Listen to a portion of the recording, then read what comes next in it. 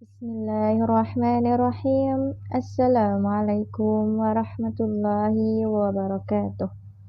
Alhamdulillahirabbil alamin. Wassalatu wassalamu ala asyrafil anbiya'i wal mursalin wa ala alihi wa sahbihi ajma'in amma ba'd. Pada kesempatan ini ulun hendak menjelaskan tentang tafsir Quran surah Al-A'raf ayat 180 dan Quran surah Al-Isra ayat 110, yaitu tafsir Ibnu Katsir. Quran surah Al-A'raf ayat 180 yang berbunyi A'udzu billahi minasy syaithanir rajim. Bismillahirrahmanirrahim. Walillahil asmaul husna fad'uuhu biha wa dharul ladzina yulhiduna fi asma'ihi sayujzauna ma kanu ya'malun. Yang artinya, dan Allah memiliki Asmaul Husna, nama-nama yang terbaik. Maka bermohonlah kepadanya dengan menyebut Asmaul Husna itu, dan tinggalkanlah orang-orang yang menyalah-artikan nama-namanya. Mereka kelak akan mendapat balasan terhadap apa yang telah mereka kerjakan. Quran Surah Al-A'raf ayat 180.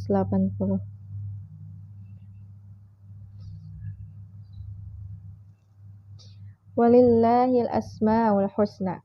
Hanya milik Allah Asmaul Husna. Itu nama-nama yang bagus.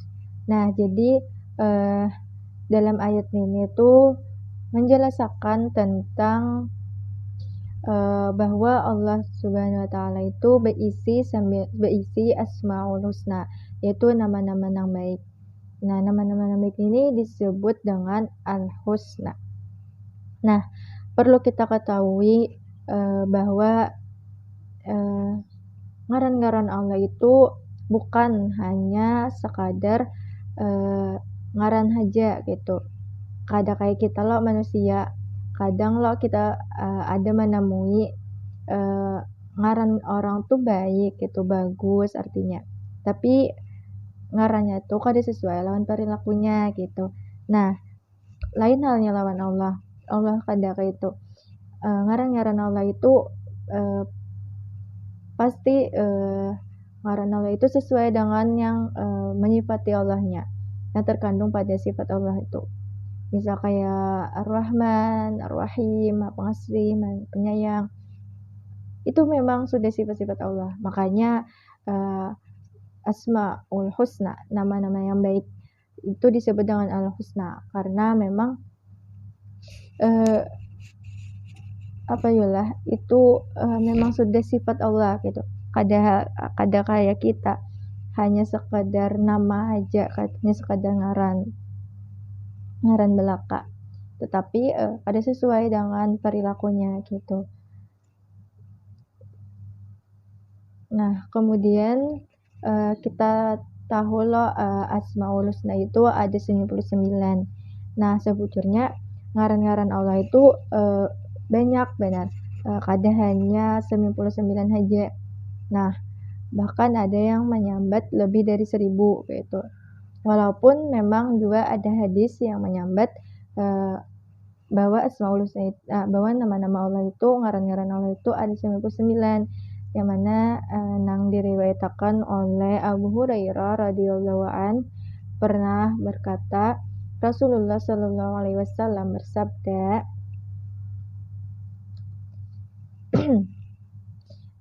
Inna lillahi tis'an wa tis'ina isma mi'atan illa wahidan min ahsaha dakhalal jannata wa huwa witrun yuhibbul litra. Yang artinya, sesungguhnya Allah mempunyai 99 nama, kurang dari 1. Barang siapa dapat menghitungnya, maka akan masuk surga. Allah itu tunggal dan menyukai yang ganjil. Hadis riwayat Bukhari dan Muslim. Inna lillahi tis'an wa tis'ina isma. Sesungguhnya Allah mempunyai 99 nama. Nah, jadi di sini di hadis ini menjelaskan Allah itu berisi 99 ngaran ya. Mi'atan illa wahidan. 100 kurang dari 1 yaitu 99. Man ahsaha, dan barang siapa yang dapat menghitungnya. Nah, maksud dari menghitung di sini tuh bukan hanya sekadar menghitung 1 sampai 99, tapi maksudnya adalah kita harus memahami dari ngaran-ngaran Allah tadi. Kita harus pahami apa maknanya, apa kandungannya, habis itu bagaimana efeknya ke diri kita bila kita sudah paham dari ngaran-ngaran Allah itu tadi, apa gerang pengaruhnya ke diri kita, apa itu.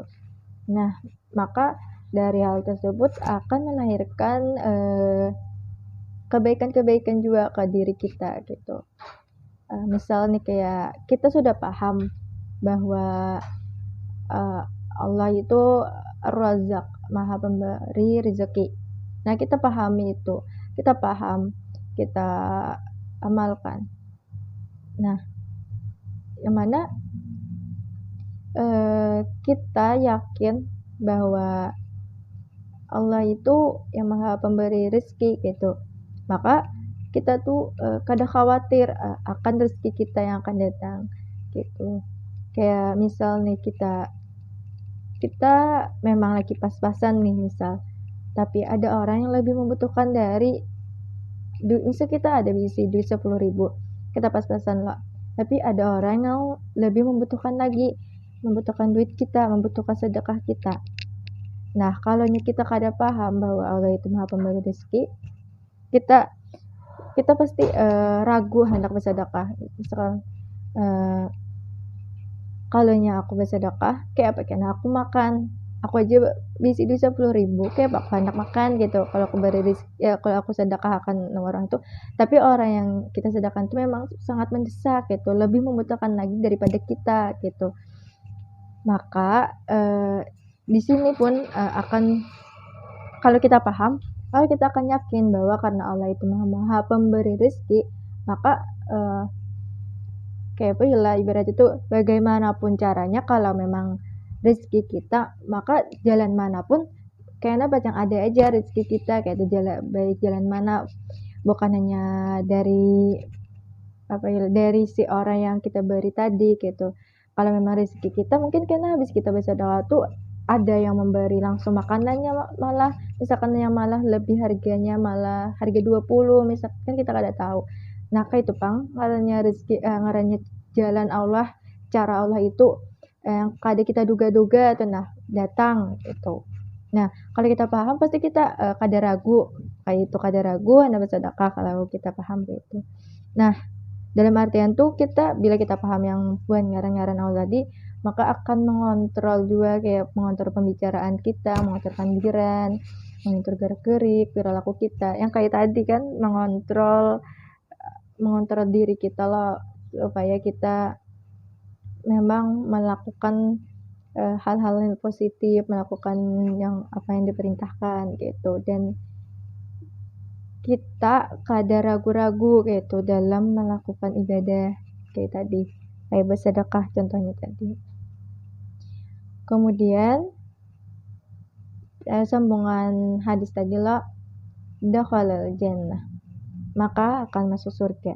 Nah, di sini dijelaskan bila kita paham, kita menghitung, maksud dari menghitung tadi lo kita paham akan ngaran-ngaran Allah tadi, maka kita akan masuk surga insyaallah. Kemudian lanjutannya masih wa huwa witrun yuhibbul witra. Allah itu tunggal dan menyukai yang ganjil. Hadis riwayat Bukhari dan Muslim. Nah, jadi walaupun hadis ini menjelaskan secara terang-terangan dengan sebutan 99 ngaran Allah, tetapi kita kada berpatokan ke hanya hadis ini saja bahwa Allah itu berisi 99. Sebujurnya Allah berisi banyak ngaran, lebih dari 99. Nah, untuk jumlahnya tuh kita hanya Allah lah yang mengetahui berapa jumlah pastinya. Nah, walaupun kita hanya tahu 99 aja loh, nah maka dari 99 ngaran inilah yang harus kita cari, kita gali, kita pelajari, dan kita pahami dan kita amalkan. Kemudian tadi potongan ayatnya lah, walillahi asmaul husna. Kemudian fad'uuhu biha. Maka bermohonlah kepadanya dengan asmaul husna tersebut. Nah, di ayat ini menyuruh kita supaya apabila kita berdoa itu maka sambatlah ngaran Allah dalam doa kita. Misalkan sesuai dengan keinginan kita. Misalkan kayak tadi masalah rezeki. Misalkan kita lagi butuh rezeki, kita sebut ngaran Allah kayak ya Allah, ya Razzaq kayak itu. Nah, dalam penyambatan ngaran Allah ini dalam doa ini juga merupakan bagian dari tawasul kita kepada Allah Subhanahu wa taala yang disyariatkan oleh Allah. Nah, lanjutan ayatnya, wadarul ladzina yulhiduna fi asma'i. Dan tinggalkanlah mereka orang-orang yang menyimpang nama-nama Allah. Nah, dalam tafsir Ibnu Katsir ini menjelaskan maksud dari penyimpangan di sini itu adalah bubuhan kafir, orang-orang kafir yang mengarani Tuhan-Tuhannya tuh mengambil dari ngaran-ngaran Allah. Misal nih yang kayak Al-Lata. Nah, itu buahnya mengambil dari kata Allah, tapi dirubah buahnya menjadi Al-Lata. Kemudian ada lagi kayak Al-Uzza. Itu diambil buahnya dari Al-Aziz. Nah, dalam tafsir ini juga menjelaskan maksud dari penyimpangan itu ada lagi maknanya. Maksud dari makna al-ilhad yaitu bubuhannya nang menafsirkan nama-nama Allah dan sifat-sifat Allah itu yang nang kada sesuai lawan Allah gitu, nang kada layak lan Allah. Itu maksud itu menafsirkan dengan cara yang batil. Maksudnya tuh buahnya tuh intinya menafsirkan yang memang kada layak kesan Allah gitu, kada layak lawan sifat-sifat Allah. Nah, di sini di ayat ini kita disuruh supaya menjauhi buahnya ini, baik nang mengambil ngaran Allah kesan ngaran Tuhan buahnya atau lawan buahnya nang menafsirkan ngaran-ngaran Allah dengan penafsiran yang batil. Nah, kita disuruh menjauhi buahnya ini supaya kita kada umpatan juga. Kemudian sambungan ayatnya lagi, sayujzauna ma kanu ya'malun. Mereka akan mendapat balasan terhadap apa yang telah mereka lakukan. Nah, jadi di sini dijelaskan buahnya nang menyimpang itu tadi pasti akan mendapat balasan dari Allah baik di dunia maupun di akhirat. Nah, itu tadi tafsir Ibnu Katsir tentang Quran surah Al-A'raf ayat 180. Nah, kemudian yang kedua tafsir Ibnu Katsir tentang Quran surah Al-Isra ayat 110.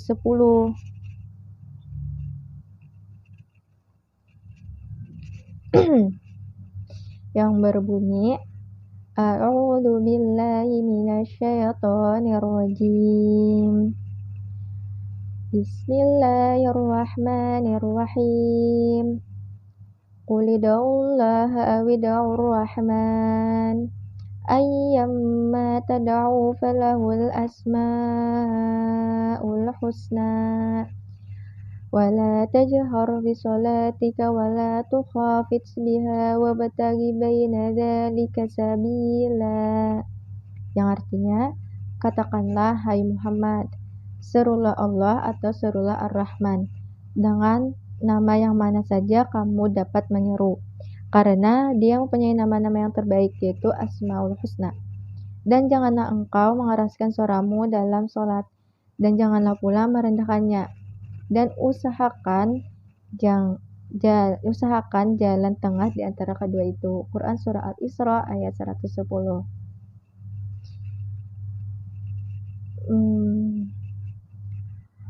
Qul ud'ullaha aw ud'ur rahman ayyamma tad'u falahul asmaul husna. Katakanlah, hai Muhammad, serulah Allah atau serulah Ar-Rahman. Dengan nama yang mana saja kamu dapat menyeru, karena dia mempunyai nama-nama yang terbaik, yaitu Asmaul Husna. Nah, ayat ini menjelaskan menyuruh Nabi Muhammad supaya menyuruh Allah itu dengan nama-nama Asmaul Husna tadi. Terserah aja nama manakah itu yang sesuai dengan keinginan kita. Mungkin kayak yang tadi, kayak tentang kita misalkan lagi butuh rezeki, kita sebut nama Allah Ar-Razzaq, kayak itu. Karena Allah mempunyai nama-nama yang baik, yaitu Asmaul Husna tadi. Kemudian, wala tajhara bisolatika, dan janganlah kamu mengeraskan suaramu dalam sholatmu. Di tafsir di sinilah dijelaskan bahwa kita dilarang pas sholat tuh membaca bacaannya dengan suara yang nyaring, jangan terlalu nyaring gitu. Kenapa? Karena bila bubuhan musyrik itu mendengar, maka bubuhannya pasti akan mencela Al-Quran. Kemudian lanjutannya, wala tukhafit biha, dan janganlah pula merendahkannya. Nah, tadi lo kita disuruh jangan terlalu nyaring, dan ini kita jangan terlalu gimit juga aja. Kenapa?